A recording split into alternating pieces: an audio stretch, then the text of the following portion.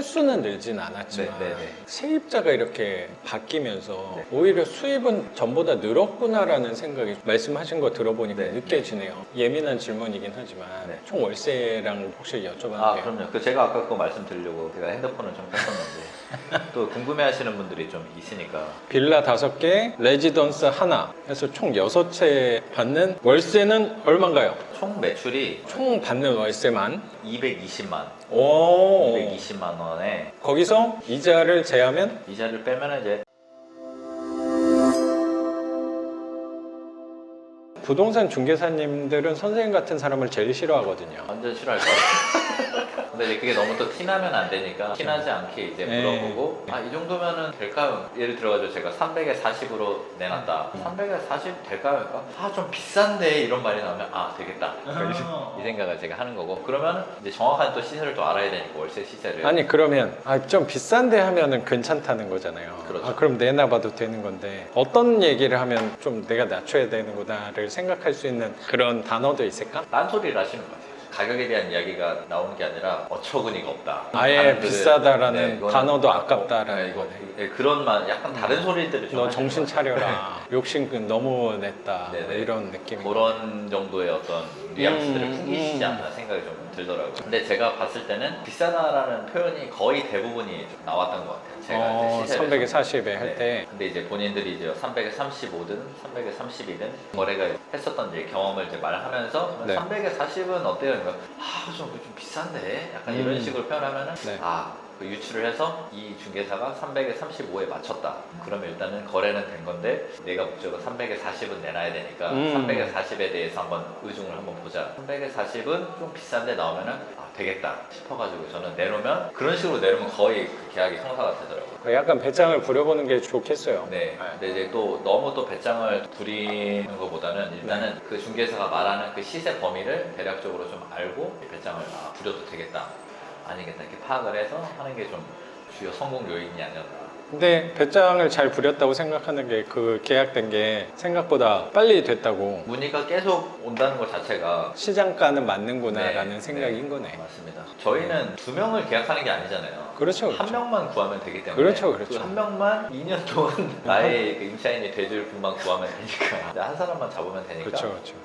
이 정도에서 조금 시간이 걸리더라도 한번 해보자 했는데 또 뭐야 왜 이렇게 빨리 맞춰져 이런 생각이 좀 맞아요. 들더라고요. 이게 다 나는 똑같다고 생각하는 게 뭐냐면 욕심을 부렸는데 욕심을 내려놓은 부분이라고 생각하거든요. 투자하면서 개발한 거 같은 경우도 그게 똑같은 거야. 보통은 월세를 하면서 사람들은 개발도 생각하고 향후에 매도도 생각하고 하다 보니까 내가 이상적인 완벽한 물건을 찾아서 어렵다고 생각하고 그런 물건 사실 존재하지 않는 거잖아. 그래서 선생님은 하나만 본 거야. 월세만 보자 했더니 다른 부분에서 개발, 내가 힘을 안 준 부분에서 오히려 좋은 결과가 나왔던 거라고 생각을 하고 임대를 내놓을 때도 항상 그거잖아요. 안 받아도 상관없는데 이거 정도는 그래도 가능성이 있겠구나. 그리고 단기간에 막 1, 2주 아니 한 달 내에 무조건 나가야 돼 이게 아니고 좀 길게 보고 넉넉한 마음으로 기다려보자라고 했더니 돌아온 거라고 나는 생각이 좀 들어요. 맞습니다. 이제 임대인의 베테랑 정도 된 것 같아요. 이 정도 했으면 집을 또 6개를 관리하고 있는 사람이라면 이제 초보자 딱지는 뗀 거라고 생각이 좀 드네요. 네, 맞습니다. 고수로 향하고 있는 길이라고 눈빛에서 느껴져. 이 팔 근육에서 느껴져.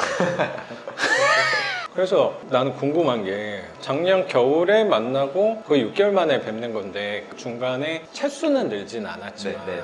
세입자가 이렇게 바뀌면서 네. 오히려 수입은 전보다 늘었구나라는 생각이 말씀하신 거 들어보니까 네. 느껴지네요. 예민한 질문이긴 하지만 네. 총 월세랑 혹시 여쭤봐도 돼요? 그럼요. 제가 아까 그거 말씀드리려고 제가 핸드폰을 좀 켰었는데 또 궁금해하시는 분들이 좀 있으니까 빌라 5개, 레지던스 하나 해서 총 6채 받는 월세는 얼마인가요? 총 매출이 총 받는 월세만 220만 오 220만 원에 거기서 이자를 제하면 이자를 빼면 이제 131만 원. 순수입 네, 순수익입니다. 전에 한 100만 원 정도 됐었던 거잖아요. 그렇죠. 집이 늘지 않았는데 월세가 한 30만 원 는 거네. 그렇죠. 그럼 거의 한 채 정도 늘어난 거랑 효과가 같은 걸 수도 있겠네. 이게 겉으로 눈에 보이는 결과, 채수가 하나 늘지 않았다고 해도 선생님도 그 부분 때문에 마음이 초조해지고 하는 부분이 나는 분명히 있을 거라고 생각하거든요. 네네. 하지만 선생님은 가만히 있지 않았네. 받는 월세 질이 더 좋아진 부분, 개선된 부분이라고 생각이 좀 드네요. 그럼 과연 채수만 우리가 늘어난다고 꼭 성장한 건 아니잖아요. 그 질을 개선하고 있었던 또 과정이라고 생각하네요. 내실을 다지고 있었구나, 이 기간 동안. 이런 생각도 드는 것 같습니다. 제가 이제 그 말씀을 꼭 드리고 싶어가지고 사실은 채수는 네. 사실 보이는 거잖아요. 되게 이 사람이 가지고 있는 집 나 몇 채야? 이거 사실 요즘에는 뭐 워낙 작가님 이제 수강생분들이 워낙 빠르게 이제 투자하시는 그런 분들 분도 많고, 계시긴 네, 하죠. 많고 빨리 전진하시는 분들도 있는데 저도 사실은 영상 보면서 부럽죠 사실은. 그런 면도 있죠. 채수 자체가 막 들어가는데 선생님은 근데 선생님도 부럽잖아요. 네. 나도 부러울 때가 있어요. 네, 네, 그 네. 교육생들이 네, 네. 더 초조해지는 면이 분명히 있을 있죠. 수도 있죠. 네, 있죠. 네. 저도 투자하는 거를 되게 한 번 할 때는 공격적으로 하는 또 그렇죠. 스타일이 밀고 나가는 스타일인데 뭔가 내가 좀 뒤처지고 있나 이런 생각도 많이 들기도 했었어요. 근데 제가 어느 순간 그거를 보면서 무슨 생각을 했냐면 제가 이제 운동을 또 오래 했었으니까 운동에 대해서 또 한번 생각을 한번 해봤죠.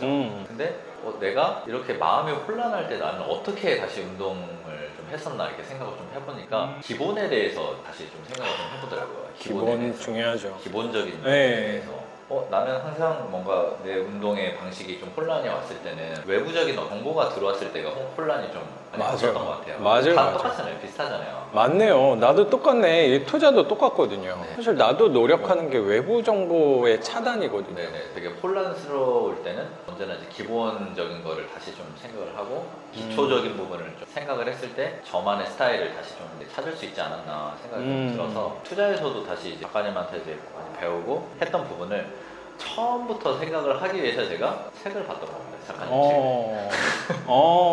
너무 많이 본 것 같아서 근데 이제 그 그만 책- 봐도 될 것 같은데. 그 책을 제가 정말 한 8번 정도 완독을 한 게 한 8번 정도 된 것 같아요.